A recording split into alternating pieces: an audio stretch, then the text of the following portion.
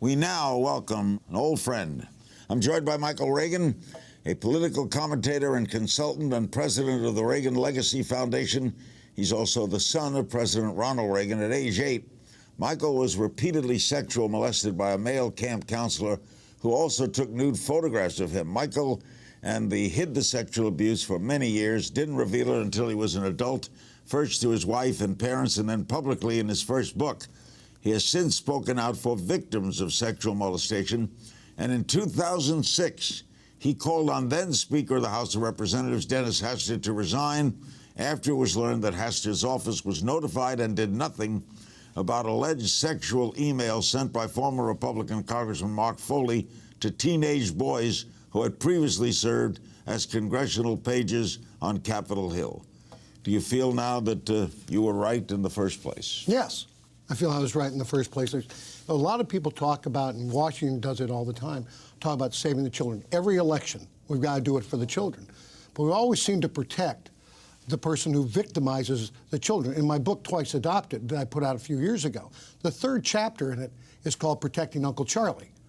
And what I talk about in that is how families protect Uncle Charlie over the molested child. The university protects the coach, over everybody else, over the child being abused. The church protects the priest. Church protects the priest. Why is that the nature? Why?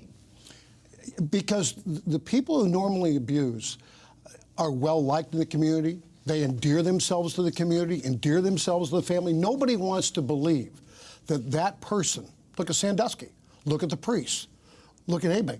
Nobody wants to believe that that person is sexually abusing a child. You've got to understand that a pedophile will sexually abuse, on average, 150 children in their lifetimes. They never stop. The man who took nude photos of me in 1954, when he died, I think it was 2007, I got a letter from his sister-in-law that said, Michael, Don died, he was as evil the day he died as when he molested you and took the photos, and we have finally now been able to destroy the photographs. They trade photographs like they're baseball cards. When the Hastert announcement was made, were you shocked? Oh, yes, I think everybody was shocked. But I wasn't shocked when I look at the background and the history. Where do you find pedophiles? You find them with children. You find them with young people. Where did you find my molester? He was a day camp counselor. Where did you find Sandusky? He was a coach with a foundation bringing young people in. This is where they go. Find the children, you'll find the molesters. He also moved a constitutional amendment to ban same-sex marriage. He blocked efforts to strengthen hate crimes, to protect the LGBT community. Hypocritical, right? Well, hypocritical in that way, but again, you don't go out and announce to people, by the way, I'm a pedophile. You live a normal life. Priest lives a normal life of priesthood. Day camp counselor, normal life of day camp. When my molester took me back to his apartment and had me develop the photographs he had taken of me in the Santa Monica Mountains, he told my mother he was taking me to dinner. Mom thought he was taking me to dinner. Went back to his apartment, and he developed the photograph. He took a pair of tongs, put a piece of paper in them, moved it from pan to pan to pan, and what came up was a photo of the Santa Monica Mountains. To me, it was magic. I was 9. He said, would you like to do this?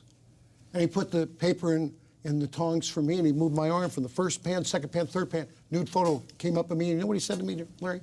He said, wouldn't your mother like to have a copy? I walked away from my mother, my father, God, everybody at 8 years of age. Why did you come out and reveal it? I was going to write a book. I was offered a lot of money to write a book about my dad, to say terrible things and blame my father for everything. Because I spent my life blaming everybody for everything because I didn't want to tell people what had happened. Your mother was Jane Wyman, right? Yes. And I was about a quarter of the way through the book, and seriously, one day I just fell down and cried. And just a voice came to me and said, why'd you just tell the truth for the first time in your life? Well, I lost a lot of money up front for the book, but I wrote the book to talk about child sexual abuse and what I went through. What's your thoughts about this scandal of the Duggar family? The two reality stars of 19 kids and counting, they get involved in. Well, I said something about that in an op-ed piece. As Mike Huckabee, I certainly wouldn't call it a mistake. Child sexual abuse is not a mistake. And if you want to say it was a mistake the first time, what was it the second time? What was it the third time with these young girls? No, we have a tendency, conservatives, maybe liberals do also, to always protect people we like no matter what they do.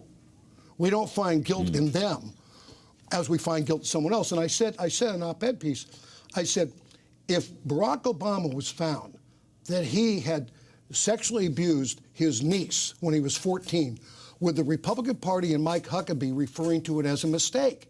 No, talk radio would be going nuts about it. And we have to look at it. It's not a mistake. It is a felony.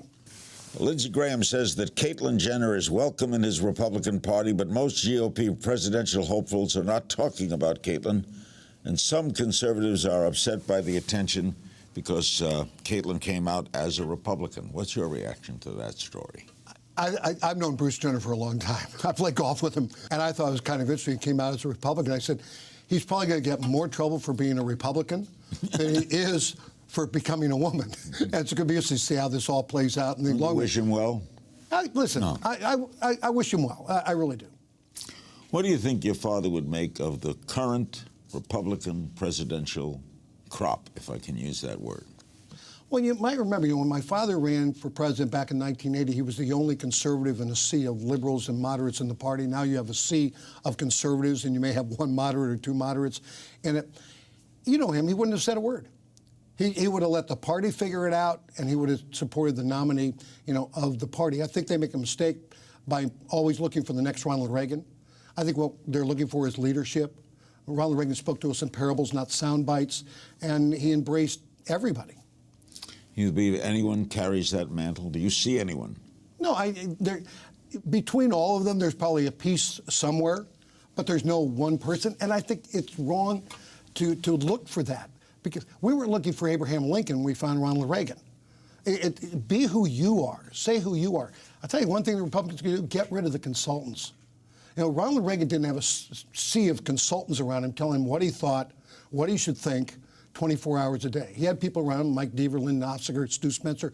Those are people who actually believed in Ronald Reagan. I think too many consultants today in the party believe in putting more money into their bank account, and they don't care who wins or who loses. And I think that's a big mistake. I think we need candidates who really speak from the heart, who they are, instead of who their consultant thinks they should be. In an interview last month, you said you intended to vote for Hillary Clinton in the California presidential primary. Why? Absolutely. I want her to be the nominee. If we can't beat Hillary Clinton, why are we even in the race? So there's a nefarious need. Absolutely right. I think we vote for people who are likable and relatable. I don't think Hillary Clinton relates to anybody or is likable. I think you're finding that out now more and more in polls. She doesn't make a good candidate. And my God, Barack Obama beat her. I mean, if we can't beat Hillary Clinton, we've got some real problems. But what we can't do is beat up on each other 24 hours a day and find the negatives in all of our candidates. We need to be looking for the positives in our candidates instead of the negatives in our candidates. So you think Hillary is very beatable? Oh, absolutely. But if you look at the electoral map, Republicans have a problem nationally. You don't have New York. You don't have California. You're a California Republican? Yeah, I've been here all my Your life. vote in the national election doesn't count. Is a waste of time. Oh, I know. We don't have a popular vote in America. If we did, Al Gore would be president. We don't have a popular vote in America. We have the Electoral College. So this national election is determined in Ohio. Yeah, which, by the way, Hillary's not liked in Ohio, which helps a lot. You got two possible candidates coming out. Yeah, but now he's not liked. It's a lot different now than when it was 3 years ago. But Hillary isn't Obama. All you need is a candidate with the right kind of message. And what happens, that whole thing changed. Ronald Reagan wasn't going to win either. And look what happened. Because he had a message. Right. He had a message that brought people to the table, not pushed them away. Who's a candidate you like? I think any of the sitting or former governors, I think, would make a good candidate.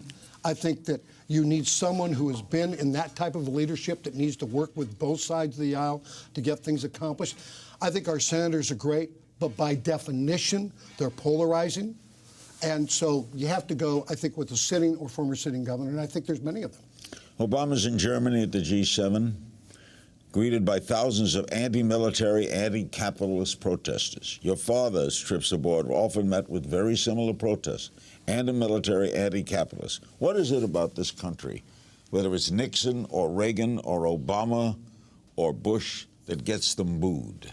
You know what happens? You go over those areas of the world, and you're going to, like, you go to France, you're going to have people coming out against you in France. But if you go to Normandy and Saint-Mary-Église, they'll buy you dinner and buy you lunch because they love America. You know, if America doesn't lead, who's going to lead in this world? China? You want China leading when America is, in fact, there? We've always had that. I couldn't go to Rome during my dad's administration one time because the Secret Service said there's 500,000 people in the streets in front of your hotel chanting, "Get Reagan out." And that's when my dad was putting the missiles in Western Europe. But you know something? Those missiles in Western Europe worked. And the fact is, we ultimately ended the Cold War. We brought Russia to the table. Mikhail Gorbachev, who was a guest on your show at my dad's funeral, became a friend of Ronald Reagan. But before he became a friend, he had to start respecting Ronald Reagan. You in this world win by mutual respect. They don't want friends. They want respect. You become friends later. Well, is there anything about your father you disagreed with? Yeah, he apologized for Iran-Contra. He shouldn't have? No. You thought that was a wise move? Oh, I mean, he apologized for it, but he did the right thing. I think more people could learn from that. He needed to get on with his administration, and so he went on TV and he did apologize for Iran-Contra. We have a bunch of people today who never apologize for anything. You get it behind you if you apologize. More people are trying to defend their position than not. I just said he apologized for Iran-Contra, but it was the right move for him to make. And by the way, Bill Clinton did the same thing when you look at Croatia and what have you. He backdoored arms through Israel into the Croatia to keep Yugoslavia out of, then Yugoslavia, out of Milosevic, out of Croatia. So if you look at Croatia, didn't have arms, but yet they kept them out. How'd they get the arms? Through Israel. Why does your party seem to be behind in the social area, in the area of gay rights and immigration? Why the national trend is going the other way and your party seems to go backwards? Well, I don't think it's going backwards. I don't think it's going backwards. It's been pretty much the same for a long time. They don't agree with gay rights. They don't agree with gay marriage. And the public I don't think but I don't think there's a problem with that for standing up for what you believe in. That's what they believe in. Well, Hitler believed in what he believed in. Yeah, but what do you mean? What are you standing up for what you believe in? We're not killing 6 million gay people. I'm not talking about that. By the way, but they never. It's really interesting though. There are people talk about the Republicans and they lift up Iran. What does Iran do with gays? What does Iraq do with gays? I mean, my God, in this country, we have more freedoms for gay Americans, black Americans, everybody else on the planet than any other country in the world. What's the Republican Party image in the gay community?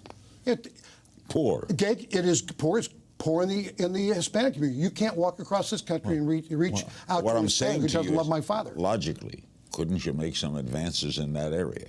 What do you got against gay people? No, listen. You know that two of the biggest fundraisers for my father or two gays who live down in Palm Desert. Your party is anti-gay, isn't it? Because I tell you, today we have so much media. You're one of them. Talk radio. It's issues, it's ratings, and what have you. I will tell you, gays are in the Republican Party. But the left seems to always want to talk about the gay issues. The problems in America aren't gay issues. The problems in America aren't gay issues. The problems in America is people finding jobs, finding a job that pays them a reasonable living so they take care of the family. And what happens is you try and get them all over on the social issues. This election should not be about social issues. This election should be about jobs. But if you want the presidency, you better advance on the social issues. There's plenty of gays that sit there, log cabin Republicans, that in fact give money to Republicans. You hear the loud screams out here because they get ratings, but the reality is there's a lot of gays in the Republican Party, and they support because of other issues other than gay marriage. Michael, thank you. Thank you. For more information on the Reagan Legacy Foundation, check out their website at reaganlegacyfoundation.org.